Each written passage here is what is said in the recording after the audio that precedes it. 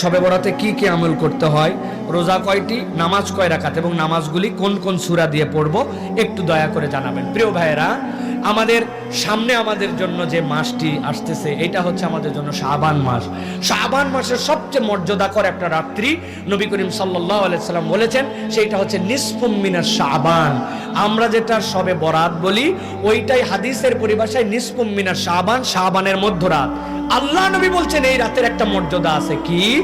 আল্লাহ রাব্বুল আমিন আসমান থেকে বান্দার কাছে নেমে আসেন, এরপর আল্লাহ রাব্বুল আমিন পৃথিবীর সব বান্দাকে আল্লাহ মাফ করে দেন। সুবহানাল্লাহ বলেন। নিসফুম মিনাশ শাবানে আমল কি? নবীজি বলছেন দুইটা আমল।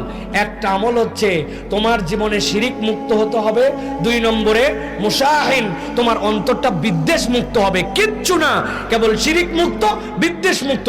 আল্লাহ এই 2 অন্তরের আমলে আল্লাহ তাকে মাফ করে দেন। এখন আমি কি কোনো আমল এক্সট্রা করব কিনা? করতে পারেন।